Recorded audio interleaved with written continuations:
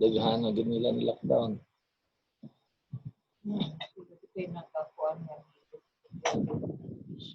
Puno sila sa kan. Kuanto mo tapos nila mobility pa.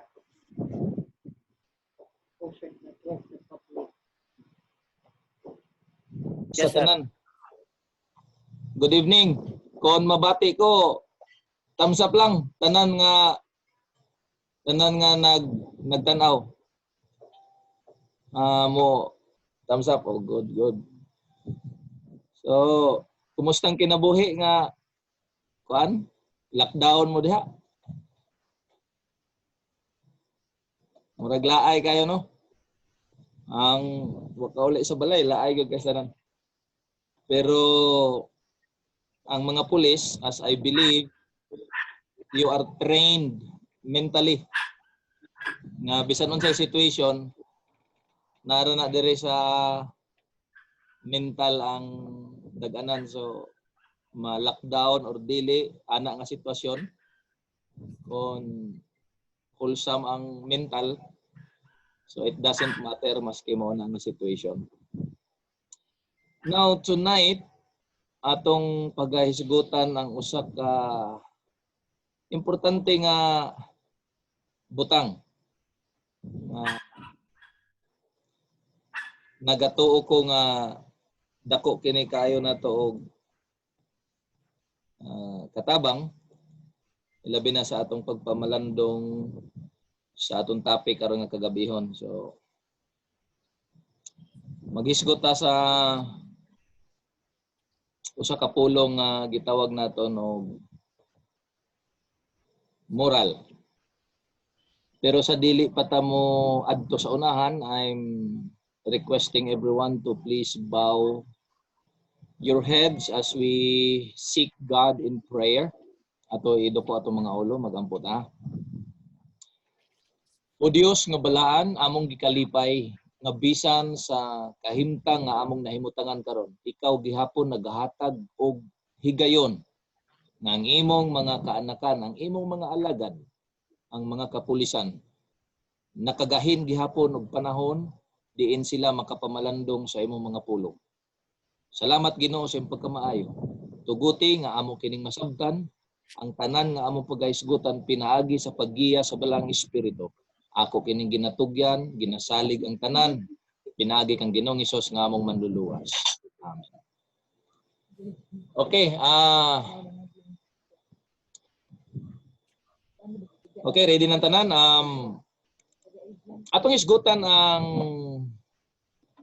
kining common kaayo nga word, pero daghan kaayo ang misinterpretation niini. Unya unsa ni kaimportante ilabi na sama ninyo nga mga kapulisan. That's why ang root essence sa ginahimo nato nga squadding gikan sa inyong higher office sa Campo Crame, kining internal cleansing through spiritual approach Actually, it has really something to do with the moral. Tungod kay naglo ang moral, nag-ubos, so mo'y ginatinguha sa mga labaw nga kagamhanan sa PNP nga ipataas gyud, i-uplift gyud ang moral sa PNP because you are doing a sacred work. Dili lang kay pulis, kundi beyond ana, you are doing a sacred work. Sagrado na inyong trabaho sa bilang mga pulis kay actually apil mo sa authority nga parespetuan sa Ginoo sumala sa mabasa sa Romans chapter 13. Now, I thought nga nata interactive ani pero sa atong kadaghanon, sa inyong kadaghanon murag unya usara pod ang atong viewing, okay ron tatog tanan-tanay screen. So ang mahitabo ani magyaw-yaw na lang ko dire. Maminaw na lang ta. Okay? Unsa man gyud definition sa moral? Kay ato dapat ato ning masabtan unsa gid ni siya, unsa ni ka importante, unsa ni kalawom, unsa ni ka significant kaayo. Ilabi na sa inyong trabaho karon sa mga pulis. Mao bitaw nga kung may mga trahedya, mag-assessment dayon para pangpataas sa moral ba. Na gani problema ang pulis, na mga kaso, na giatubang nga sitwasyon, malo moral dayon, unya i-assist dayon, i-back up dayon sa mga kaubanan nga kinahanglan ipataas ang moral. Other than that, unsa man gyud ang definition sa moral para atong masabtan kay we cannot live for one thing kung di nato masabtan kung unsa na siya nga butang. So ang definition nag-ingon, morals are principles and values based on what a person or society believes are the right, proper, or acceptable ways of behaving when an individual is dealing with or capable of distinguishing between right and wrong. So ang lain nga pagkasulti, ang definition sa moral, prinsipyo ni. Usa ni ka prinsipyo, usa ni ka values na basihanan sa tao aron iyang mailhan kung unsa ang maayo, unsa ang dili. Pero aron sa dihang mailhan niya unsa ang maayo, unsa ang dili, magakinabuhi siya, he will live in accordance to the principle. Okay na siya. Pero kung tan-awon ninyo ang definition nga naa sa screen karon nga inyong ginatanaw, naay gi-mention diha nga it is a principle based of a person, of what a person or society believes. So, usa kuno siya ka prinsipyo nga sa tinuuhan sa tao o sa tinuuhan sa sosyedad. Karon, question is, kung ang moral basis siya to do what is right and to do what is wrong, dili tanan tawo o dili tanan lugar pariha og tinan-awan sa usa ka butang. Do you agree with me? Gaan ta mag-example. Example man siya. Dunay uban culture nga pwede sa ila magdaghan og asawa. Polygamy. Okay na sa ila. Dunay uban nga mga lugar, mga nasod nga ang mga bata nga minor de edad pwede asawahon legally sa mga mga lulo. Dunay mga lugar nga sa ilang prinsipyo, sa ilang beliefs, pwede mo gamit og marijuana legally. Sa lugar nila Bob Marley, kusog man kayo ng marijuana, that is part of the religious religious activity. So mo ni ang question karon kung unsa ang standard sa moral. Kay dunay usa ka lugar o grupo sa mga tao nga ang ilang pagtan-aw sa usa ka butang insakto, tama, pero dunay lain ng mga lugar o dunay lain mga tao nga nagtan-aw pod sa usa ka butang nga mali. O karon na lang para makarelate mo as Philippine National Police. Ang prinsipyo sa NPA lahi kay sa inyong prinsipyo. Ang prinsipyo usab ninyo as police officers lahi kay sa prinsipyo sa NPA. Question is, kinsa may sakto sa inyo? Ang police or ang NPA? Okay, kung pasultion nimo ang pulis, morally they are right na sila sa government, ilang gi-impose ang balaod. Pero pa-explainon po nimo ang NPA, morally correct po din sila because that is their beliefs. So, kung walay standard ang atong moral nga ginasunod, some people will claim nga ang sayop nga butang para nila insakto. Okay na lang. Ang gibuhat sa Ginoo musugotag sa dili. Lalaki ra man gyud babae. There are no other sex except sa male and female. Pero dunay lain mga culture nga ilan ang gitawag ang lain nga gender o third sex. There is no such thing as third sex in the Bible. It's only male and female. Pero sa uban country, legal. Sa uban country, acceptable. So, if we will base the moral standard, asa man ta mag-base sa moral standard? That is why, usahay magkabangi ang mga tao tungod kay each one believe na ang ilang tinuuhan, the way they perceive things, sakto. Unya kay sayop man sa pagtanaw sa uban. Mao ni nga importante karon nato nga do na gyud tay standard sa moral. I do believe sa Philippine National Police do na moy one standard sa moral. Unsa gani ang moral?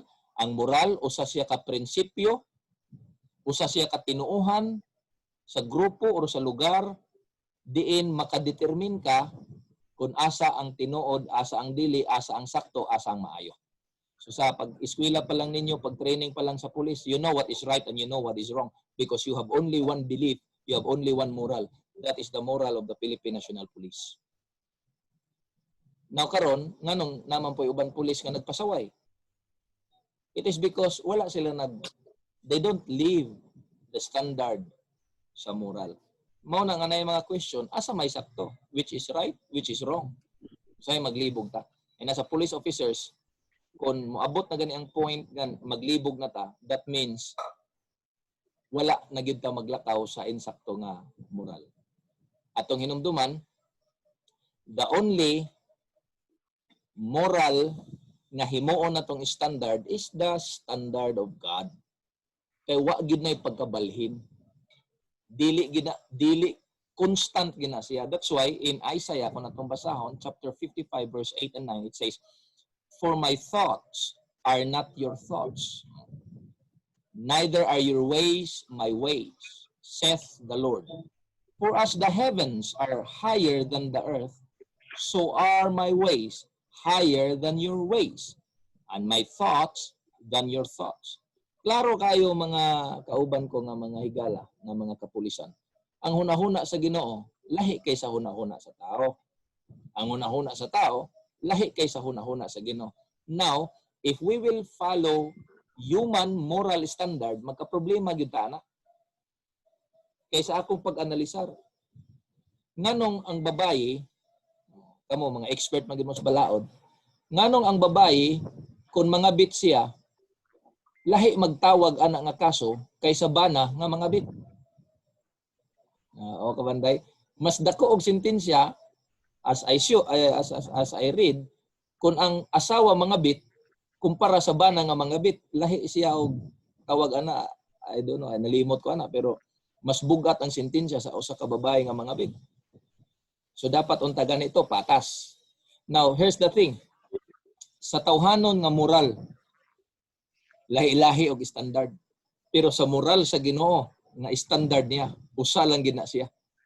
Ang hunahuna sa tao mag-usab-usab, pero ang hunahuna sa Ginoo lahi kaysa hunahuna sa tao. Unya mas nindot kung standard sa Ginoo ang atong sundon as a basis or standard gitawag na sa moral. Mas nindot ang moral, ang set of values, ang set of principles nga diha gyud mismo gikan sa Ginoo atong sundon. Ngano man ang tao mo set og morals, daghag sayop, daghag sala. Pero ang Ginoo mismo ang iyang kaugalingon, a perfect example nga masunod nato siya, he is perfect. Unsay giingon sa 1 Peter chapter 2 verse 22, who committed no sin, this is Jesus Christ, nor was deceit found in his mouth. Walay sala siya, ni bakak nga makaplagan sa iyang mga baba. So kung ako'y papilion, I'd rather seek God's standard, God's moral standard, where I can live kaysa standard sa tao. So muna akong buti pasabot nga, kung ang atong Philippine National Police, if kamong tanan, magakinabuhi lang adlaw-adlaw, suno or uyon sa moral nga standard sa Ginoo, wala gyud mo'y peligro. You will live a peaceful life. Now, ang pangutana, unsa may standard sa Ginoo, unsa may moral standard sa Ginoo? Dapat definite gyud ta ni. Kay may tag standard sa Ginoo sundon pastor. That is broad, lapad na. Atong i-narrow down.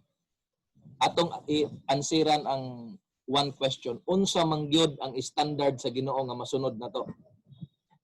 So, ingon ang Romans chapter 7 verse 12, but still the law itself is holy, and its commands are holy and right and good. So, ang moral daw kuno is a principle to know what is right and what is good. Giplastar sa Romans chapter 7 verse 12 nga ang balaod sa Ginoo, the law of God, ang balaod sa Ginoo, balaan, holy, ang iyang mga mando, iyang mga sugo, balaan, og kini maayo. Mabitaw sa kamo nga mga pulis, I know kinaon ninyo ang balaod because if you don't know what is law, murag maglisod mo og panakop kung dili mo switog balaod. That's why kinaon ninyo ang balaod, kay kung nay usa ka tawo inyong dakpon, inyo mangsultian sa balaod nga nalapas. Or else kung mudakop mo nya di mo swito sa balaod, unya ang inyong gidakpan swito kayo sa balaod, so magkaka gyud na. It means nga PNP mo, meaning to say, atong i-assume nga swito mo sa balaod, and through that law you live. Ang Ginoo dunay balaod as a set of moral principles aron ang tawo dili gyud makalapas, og kini nga balaod sa Ginoo mao ni ang moral standard sa Ginoo. Ang iyang balaod according to the text, it is holy, it is and right and good. Unya suito man ta nga there are 10 laws, 10 commandments ang Ginoo as a standard, moral standard aron ikaw ug ako igsoon magapuyo ta, magabuhat ta sa atong trabaho bilang Philippine National Police nga layo gyud sa peligro, unya wa tay ma-damage nga mga tao. Ingon ang napulo ka sugo sa Ginoo as a standard. Do not worship any god. Walay simbahon nga lain nga Dios. Standard na sa Ginoo. So kung ato ning lapason ang standard sa Ginoo, diha pa lang wa napakyas na gyud ta. Because this is the law of God. And there is no other holy and good kundi ang sugo balaod sa Ginoo. Iya gyud ning gihatag og tuyo ikaduha, do not make any idols. Di ka magsimba og lain nga mga Dios. Do not misuse the name of God. Di nimo gamiton ang ngalan sa Ginoo sa pagpasipala. Keep the Sabbath holy. Bantayan nimong adlaw nga ipapahulay nga balaan. Ikalima nga sugo sa Ginoo, tahura ang imong amahan ug inahan. Ayaw pagpatay, ayaw pagkamit, ayaw pagpanapaw, ayaw pagpangawat, ayaw pagpamakak, ayaw pagpangibog sa bisan unsa nga naa sa imong isigkatawo. Kining napulo kasugo sa Ginoo, these 10 commandments nga mao ang standard sa Ginoo nga gihatag sa tao aron kung imo ni siya nga kinabuhian, musugot kad sa dili, bisag kinsay imong ika-argumento, you will not be deceived to identify which is right and which is wrong. Tanawa lang ninyo, dili kaha nindot, labaw, kung kining napulo kasugo, masunod lang sa atong mga pulis, labaw pa mo sa ming dawat og Medal of Honor.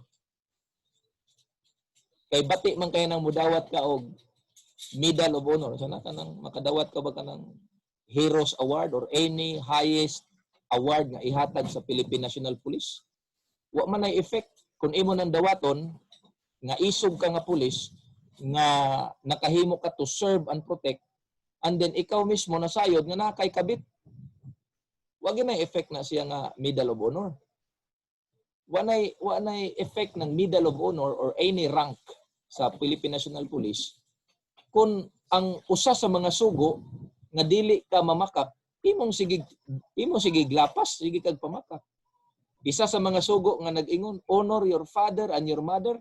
Unya wa kay tahod sa imong ginikanan, wa kay tahod sa imong amahan. So what's the use of being police tuod ka but you don't have a good moral? Pwede ka nindot imong moral atubangan sa uban nga tao, but in the sight of God, wa gyud kay nindot nga moral. And that's why ang Ginoo naghatag ni ani. Now ang nakanindot aning 10 commandments as a set of principle nga gihatag sa Ginoo. Siya mismo ang nagsulat. Exodus chapter 31 verse 18.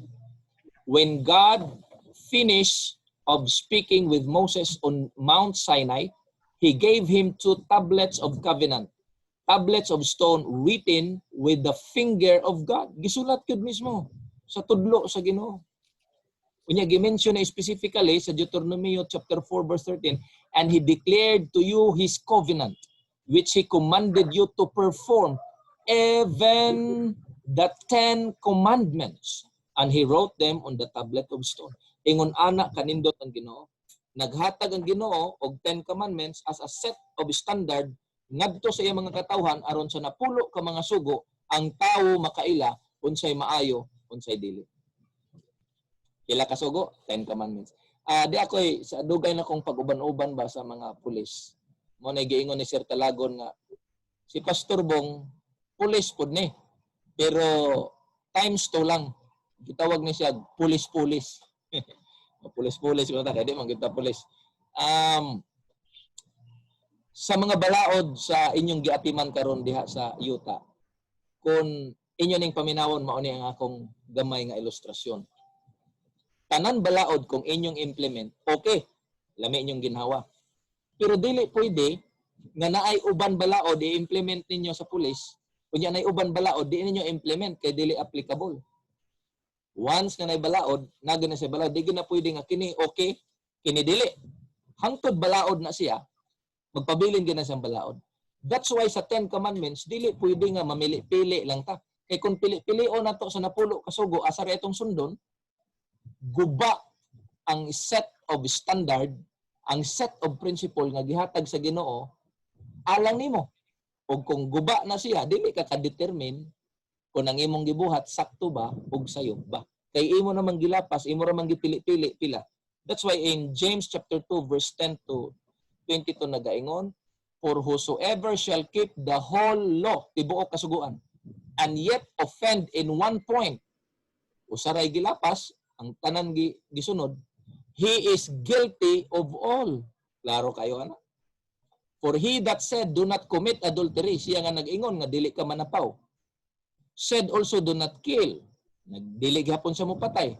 Now if thou commit no adultery, yet if thou, i-continue na nimo, naglapas ka sa usa, manilapason ka sa tanan.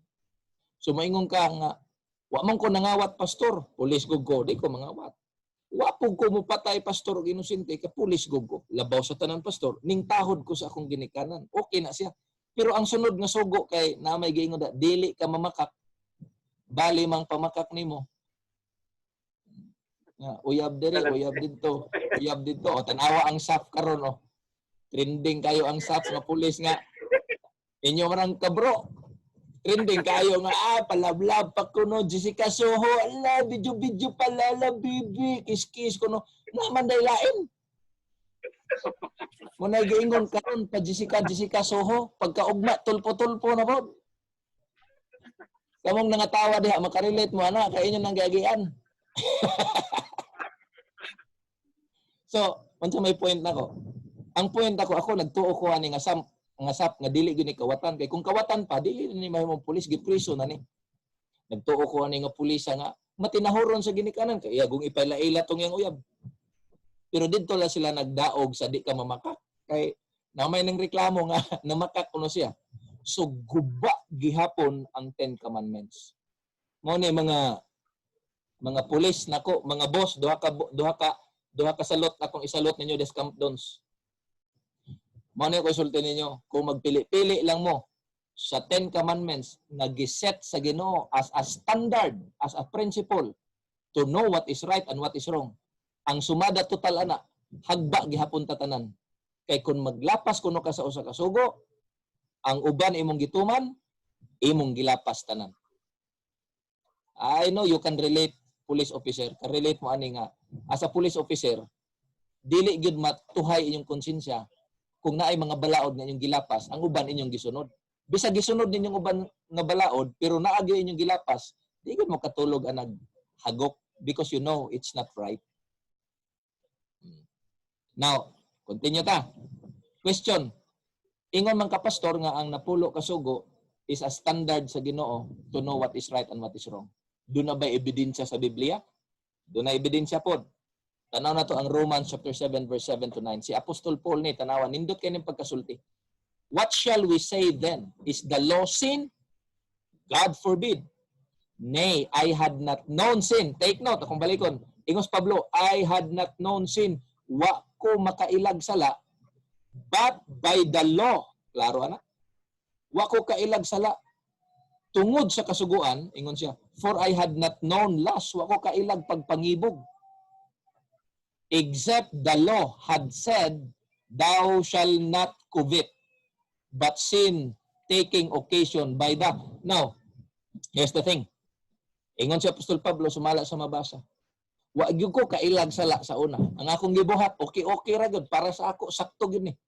Pero sa dihang nakabalo ko sa balaod sa napulo kasugo, nga sala di ay ang pagpanapaw, diha nako ning bati og sala.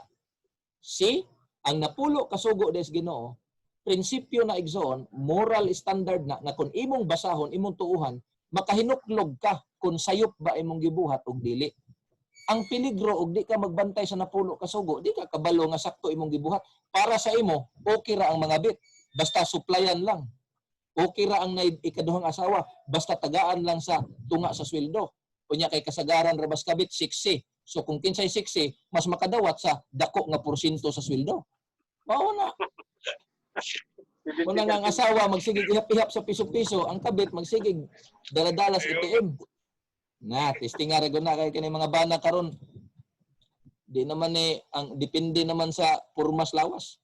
Kung ang lawas gani 36, 24, 36 dako-dakog sweldo, pero kung ang lawas gani 36, 36, 36 na tabla pay mo rag syuktong lungnik na lang mo ra baga ng liog na porma. Now, here's the thing again. Si Apostol Pablo sa dihang ning basag sugo, niingon siya, pastilan. Nakasala ko. Sala man din ning pagpangibog di ay. Ug wa pang sugo di unta ko kasala. Mao bitaw mga sa husgado bitaw kamo suito man gyud mo mga kuan, mga balaod-balaod. Kung walay sugo, walay balaod nga ning kondenar nimo, dili gyud ka pwedeng tawgon og guilty. Di ba mo ni ang prinsipyo?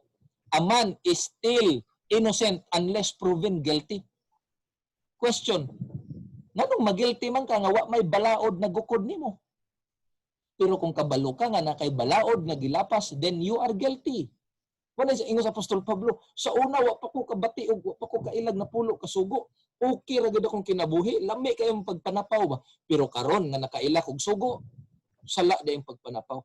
That's why mga kaubanan ko, mga higala ko nga mga pulis, ang 10 commandments sa Ginoo is a standard, is a principle, is a standard of moral nga ikaw ug ako makabalo kung nakasala ba tag wala. Gawas udi na ta magbantay na pulo kasugo, una-una ra gyud na nato nga okay, pero atubangan sa Ginoo nagpakasala na ta. Tanawa ang 1 John 3:4 definition sa sala. Whosoever committeth sin transgresseth the law. For sin is the transgression of the law. Now kung walay balaod sa trespassing, Sir, kung naman si Sir Cantilip diha, amigo mo po na namo. Sir Cantilip, raise hands ba kung naaba ka diha? Arsas kamot ba kung tanawan mo kamot? Ano Sir Cantilip? Okay, Sir. Okay, maorday. Akong question, Sir. Kung way balaod sa trespassing, pwede ba ka makasuhan og trespassing na wa may balaod sa trespassing? Dili gyud no, logically. So ang Ang tao makasuhan kung duna kay balaod nga gilapas. So sakto. Ingon ang 1 John 3:4, for sin is the transgression of the law. Ang sala mao'y paglapas sa sugo. So kay nakasala ang tao, naisugo nga gilapas. Mo nang sa Apostol Pablo, sala man din yung pag-ibog-ibog. Kay ang balaod nag-ingon, nagbasa man kog balaod, nakasala mo na kamo diha mga pulis. Ay gud ibog-ibog na do. Na inyo ra ganang hunahuna nga. Okay ra man ning ibog-ibog, sir. Okay ra na, pero ang Ginoo wag gud malipay ana. Nya tambagay po ninyong asawa gamay, kay usahay na po'y contribution ng asawa nga dili lang pod magpabaya-baya ang asawa sa ilang dili lang pod magpabaya-baya ang asawa sa iyang panglawas na day pag purma-purma kabasa bitaw ko sa Facebook, nag-ingon ang Facebook nga kamo bang mga bana ba ayaw mo pag-expectar nga sexy ang inyong asawa nga ang inyong budget nga gihatag pang sardinas ra. Bati mabukayos tanan nga double pay na ang pulis niya mag-expectar nga asawa sexy niya wag ani panghatag pang lipstick. So ana gyud na dito, buylog yun. Naibalaod nga gilapas, mao nang ang tao nakasala. Ana gyud na siya kasimple. Kunya ingon ang balaang kasulatan, John 14:15, if you love me, keep my commandments. Perting klaro ha. So, kamo tanan sa taga mga PNP, wa gyoy mo deny ninyo, wa gyoy mo ingon ninyo nga wa mo nahigugmas Ginoo. Tanan gyud tan higugmas Ginoo bisan ganig prahubog, pangutan ang prahubog. Higugma ang prahubog sa Ginoo. Pero ang question is, unsaon man pag ila sa Ginoo nga ikaw nahigugma niya. Ingon ang John 14:15, if you love me, keep my commandments. Okay, klaro ana? Kung nahigugma mo nako, bantay akong sugo. Ma'am Raquel, Ma'am Cinco, anan diha sa Camp Dons, kung nahigugma mo nako, ingon ang Dios, bantay ang sugo. So bisag unsaon pa nato og karambula, bisag unsaon pa nato og diskarte nga Ginoo nahigugma ko, usa lang gyud ang basihanan sa Ginoo. If you love me, bantay akong sugo. Kay mao nay moral standard nga akong gihatag ninyo. Kay ang gugma man gud di na madala-dala istorya-istorya lang ay nga nahigugma ko, okay na. Tuo na ta nga nahigugma na. Ako mo tuo jud kog ang pulis mo ingog nahigugma ko nimo dai. Pero di ra kon tuo ana. Tuo gani dito sa kuan sa Facebook. Love kayo siya. Bebe ang tawag. Bebe, dali kay si Saf, bebe modagan na. Dali pud siya niya kay mo ni akong giingon. Ang nakanindot sa pulis kay bisan nimong itsura alanganin basta maka-uniforme kag pulis ta mo utro na imong naong mo gana kay gahom aning uniforme mabitaw na iuban bitaw na kong amigo bisag wa na duty mag-uniforme amigo na ko wa na duty brad sige uniforme wala may oning uniforme ko doy ug natay pa kita-kitaan. So ang paghigugma, ang pagsulti dili na masukod sa istorya. Masukod na sa imong gipakita nga gi-require sa Ginoo. Ingon ang John 14:15, if you love me, keep my commandments. And the last one, ingon ang 1 John 5:3, for this is the love of God, that we keep His commandments, and His commandments are not burdensome. Kining napulo kasugo, ingon ang balang kasulatan, dili ni lisod. Ay maglogic ta karon. Awa na nang sugo pastor ay ang lisura pud ana sundo na napulo ka sugo di ginoon lisod kay kamong mga pulis akong ibaliktad ang pangutana ninyo muoo gid mo asa may lisod sir ang inyong paglapas sa sugo ang inyong paglapas sa mga balaod nga inyong i-implement o ang pagtuman like for example dili ka mangawat asa may lisod kanang mangawat or ang dili pagpangawat. Lisod yun ang pagpangawat. Oy, kay masakpan ka o niya, impas ka. Sa ato pa, lisod di ay ang pagsupak sa sugo. Ingon ang sugo, di ka mangawat. Unya, mangawat ka, lisod na. So, lisod ang pagsupak. Pero ang pagsunod nga, dili ko mangawat kay mo giingon sa sugo, sayon kayo ang pagsunod. Therefore, sakto ang balaang kasulatan, 1 John 5:3, my commandments are not burdensome.